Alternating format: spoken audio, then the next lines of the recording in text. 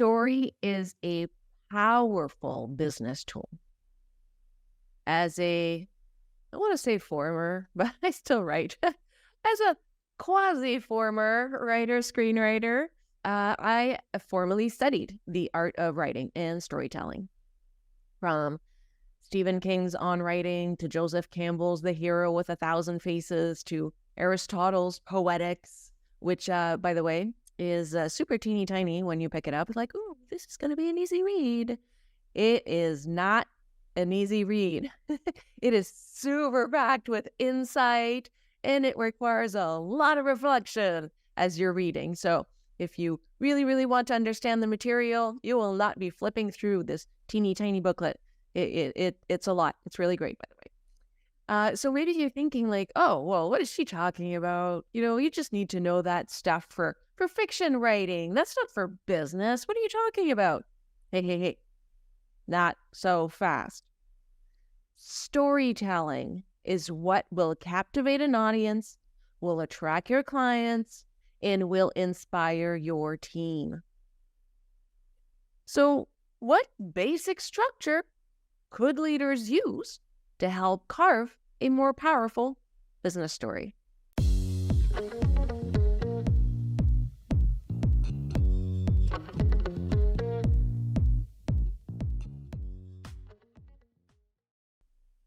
Well, before we just jump into that, let's start with what are the potential uses for these stories? So I know that it gets tossed around a lot. Oh, think about stories. Okay, that's fine, but for what? Well, there's the obvious first one in giving a presentation. That could be internally or it could be at a speaking engagement. And usually you would use a story to help support facts. And it might help make data a little bit more accessible, a little more concrete, and a little less dry. Another place to use story could be on the website. It can help provide insight into the company. It can help provide insight into the way it operates, into its values, its mission, who are the people behind the business. So it can really help an audience connect when they come to your website. You can also use story in articles, /blogs, where it can help attract a potential client who might see themselves in that stated problem, might recognize that situation, be like, oh man, that's really happening to me too. Okay, they get it. And so that might be attractive to them. Another time that story might be useful is when training our team members. And that could be done potentially at onboarding.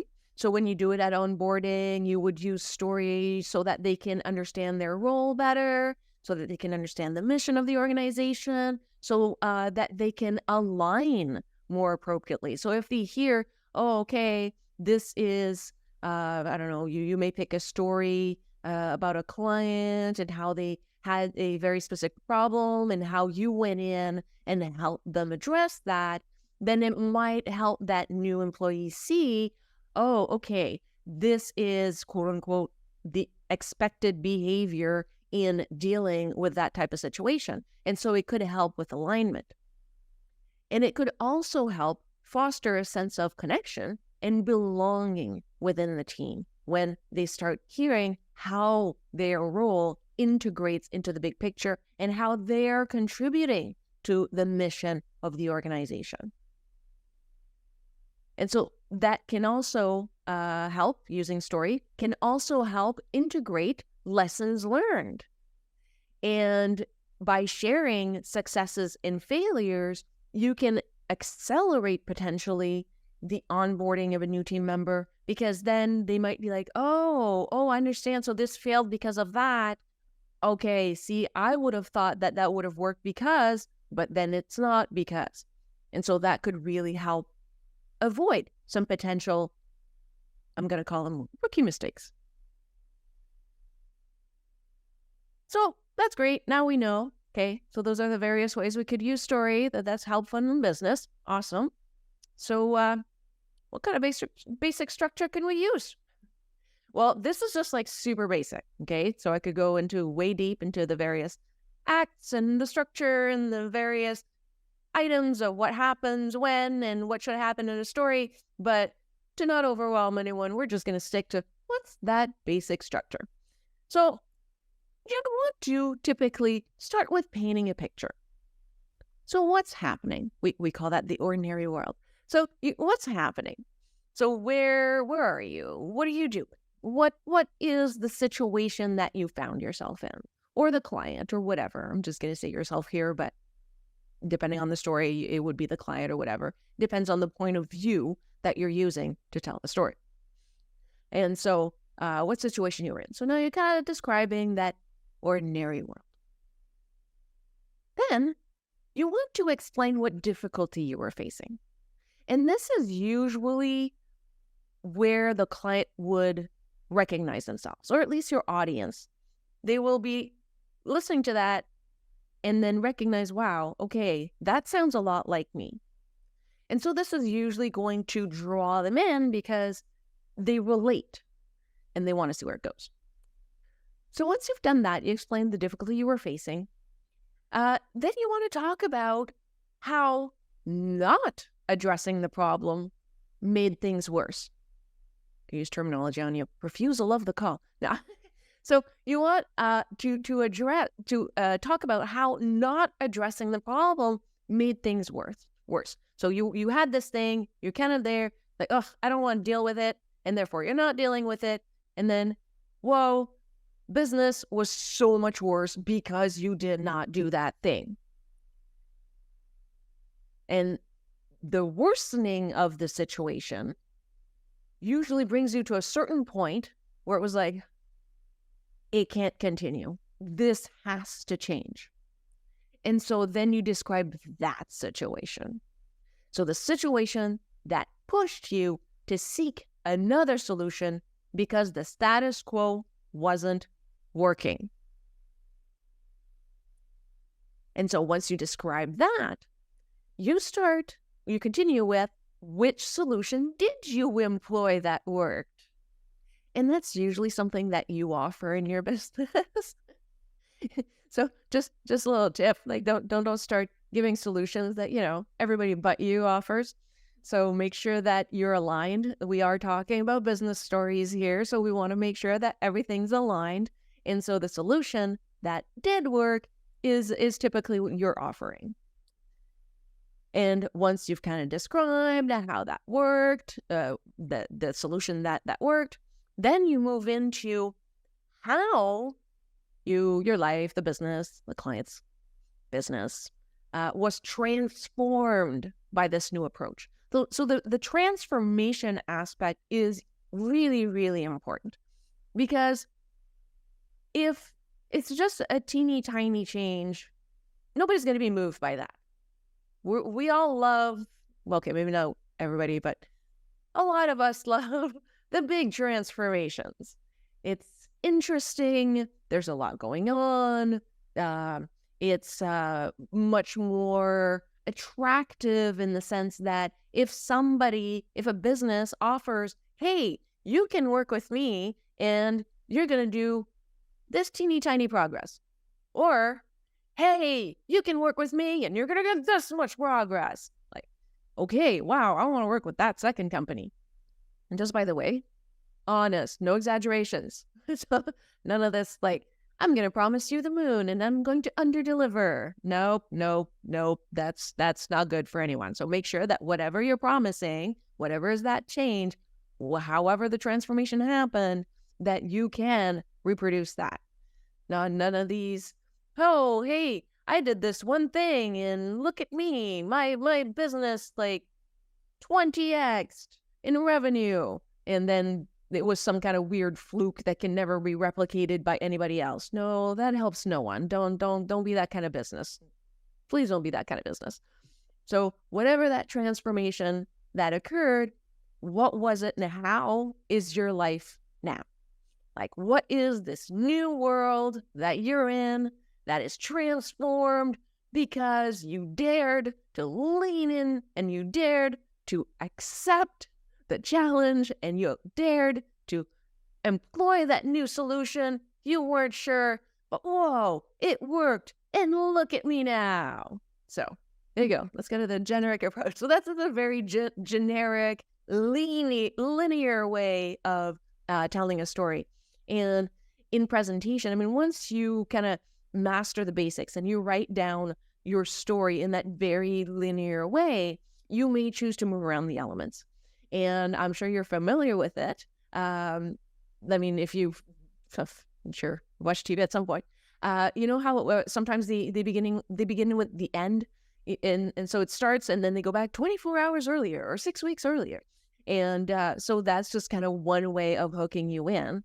I'm not saying necessarily do that, but just kind of find a way of hooking in, or you just start with the story in a way where you kind of cut in the middle of an action or something like that. So just kind of play around with it, play around with the elements, but make sure they're all there. And that is just going to give it more flavor, and even just a story that is linear. It can still be extremely interesting if you tell it right. And then of course, we fall into presentation. That's a whole other thing. We're just talking about what elements of the basic structure of story. So these are kind of the basic elements. And so for myself, just to give you a little bit more of a concrete example, for when I give a talk, so I may start with a story, and then I bring it to the point where it's like, oh, wow, okay, things had to change. And then I start talking about my topic. And so then I talk about my topic, which is usually going to, okay, what am I talking about? The definition of this, and then, you know, what are some solutions? What are some challenges? But as I'm going through the talk, I actually update the audience on the evolution of the story. So usually by the time I get to the end of my talk, I've covered the whole story, but in little parts. And it's tied into, so the way I break it up, it's tied into what I am teaching. And so I kind of update as I teach the new points. And I'm not saying like every slide you give a one sentence update. Don't do that. Like do it in chunks, because otherwise it's like, what? So just kind of, you do the thing, blah, blah, blah, do the thing, and then continue on. And one of the things I found is that typically it keeps an audience interested because, well, they want to find out how it turned out. But at the same time, what happens is that it helps give a concrete example of the impact of the teachings in real life. So it really helps drive your points home. So that's great. So now we know why we should use them. We've got this basic structure of how to put the stories together. Well, what else? Keep an inventory as you go. And this is something that I find is extremely useful, because I find that, let's say I'm writing a talk or I'm writing an article, I'm doing something, and I there's a place where I would like to use a story. I find that sometimes it can be really hard to recall on the spot when I need it. You know, it's like, oh, I need a story about this. Blank. You know, that's usually how it goes. And so if you want to get better at creating and using these stories, then find a place to put them all together. Now, yes, of course, there's going to be that initial effort that's going to be a little bit more difficult because you have to think and put stories. But if you can even start building it slowly, like, oh, I remember this story, that's probably applicable for this thing. This would be good learning about this. Start putting it together. And then once you have something that's reasonably well built, then you just can keep topping it up. Then it's like, it's easy. Then it's like, hey, this thing happened. Oh, wow, that was a really good lesson learned on. And then you just add it. And so then if you just have this big list and you're writing something and you're looking for a story to illustrate a specific point, then you can just refer to your list and boop, just draw something from the list. And if you're part of a team, like the larger team, well, even it would work on small teams. All teams, team or no team, it all works. Then your team members can contribute to it. If you have something happens to them and then they write it in, then they're like, oh, that's really interesting. It may spark an idea for you to use it as a basis for a case study. We all love case studies, right? And so it's really great to have others contribute to it, and then potentially, like I said, have that material when you need it for some other purpose. Now, keeping that list, no right way to do it. Do it for whatever works for you. It really doesn't matter. Just few ideas. You could create a spreadsheet if you wanted, with tabs maybe. You could do tabs per topic. You could do tabs per use. You could do it by audience. You could also just have one big list. At times, I've actually found that works better. Just one big list. And I put it in alphabetical order. But some of the information that's important to capture, especially if you have just one big list, write a few lines about what the story's about. You don't want to write so much that the whole story's there, but just a few lines, a few key things just to jog your memory. And then you want to have, what's the point of the story? Like, it's great to have stories, but you don't want to be like, this isn't a diary. So you don't want to be writing every single thing that happened to you at work. No. You just kind of want to write some stories that would be relevant, that have a good point, that have some real meat to them. And so what is the point of the story? What does it teach? What does it illustrate? So that's something important to capture. Another thing that would be good to capture, who's the audience? And, one story could potentially be tweaked per audience. And by tweak, I'm not saying like change the story, because what happened is what happened, and that's going to stay constant. But you might highlight certain things or word certain things differently based on who your audience is. And so that is also one reason why it's better, in my opinion anyway, to just have points. Because if you have the whole story written out and then it's intended for one audience, I am almost sure that if you have to present it to an audience, you're like, it's already written. I'm just going to use it. It works. Just going to rationalize how you don't need to tweak it. No, we want to tweak it. So if you just have the bullet points, you're much more likely to tweak it for the different audience. And so keep that information and just, start incorporating stories. Like, that the purpose is, why. And I'm not saying, tell a story every second of every day. Not even saying tell a story every day. Not in every article, every day, everything. I'm telling stories. Like every page of your website. Like, no, okay, let's not go overboard. What is it? The less is more, but there's another expression that I can't remember right now. But you want to sprinkle it. It has much more effect and much more power if it's not something that is constant to the point where it's like, okay, wow, you and your stories, you need to stop. So you don't want that response. So don't go overboard. But for some very specific events, try incorporating story and see how it might make a difference in connecting with your intended audience in a better way.